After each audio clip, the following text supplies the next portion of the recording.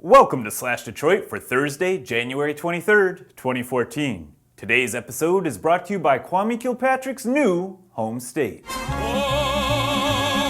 Oklahoma, where the wind comes sweeping down the plain. That's right, our former leader is now a resident of the OK State. He had requested to be incarcerated in Texas so that he could be close to his wife and kids, who currently reside in Dallas.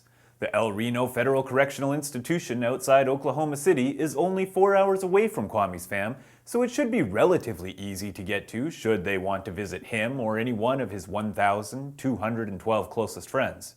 Kwame's release date is set for August 1st, 2037. Unless you've been under a rock for the last few days, you've heard about L. Brooks Patterson and his recent comments about Detroit.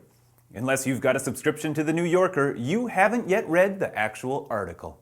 For a quick recap, Patterson joked about Detroit's high crime rate, said that getting gas in the city is just asking to get carjacked, and even said the following: "What we're gonna do is turn Detroit into an Indian reservation, where we herd all the Indians into the city, build a fence around it, and then throw in the blankets and corn." Needless to say, people are pissed. Brenda Jones and Mike Duggan released a joint statement demanding an apology.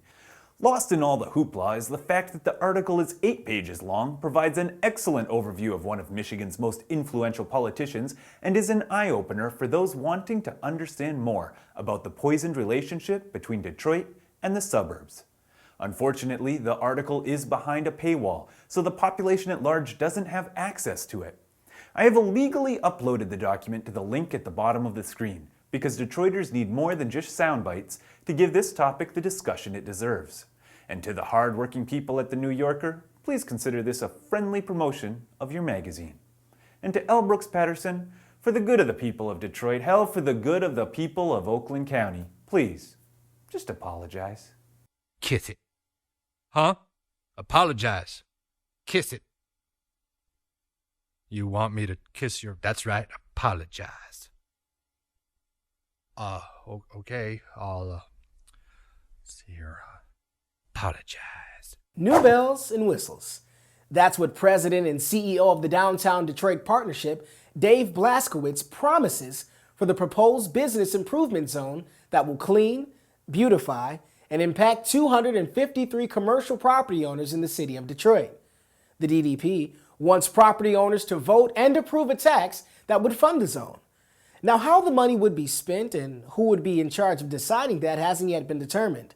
Currently, Clean Downtown handles similar tasks, but is financed through voluntary and uncertain contributions. Downtown Detroit's favorite mortgage lender, Quicken Loans, is muscling in on March Madness. In a press release issued Tuesday, Quicken stated that they will pay $1 billion for a perfectly predicted NCAA basketball bracket.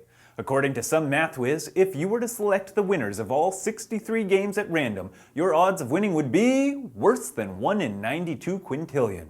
That's a 9 followed by 18 zeros. However, if you know something about college basketball, your odds improve to approximately 1 in 128 billion.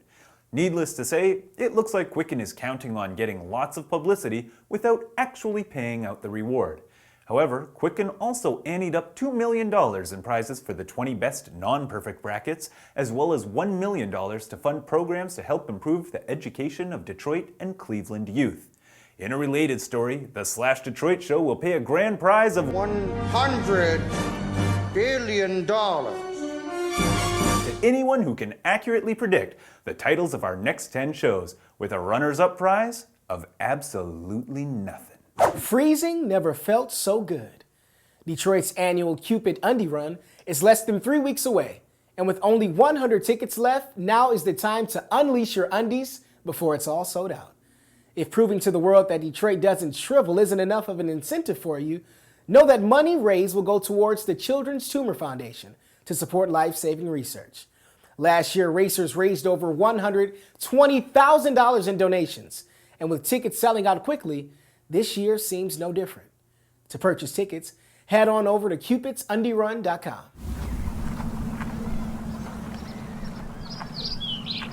Everyone loves a sequel just as much as the original, right?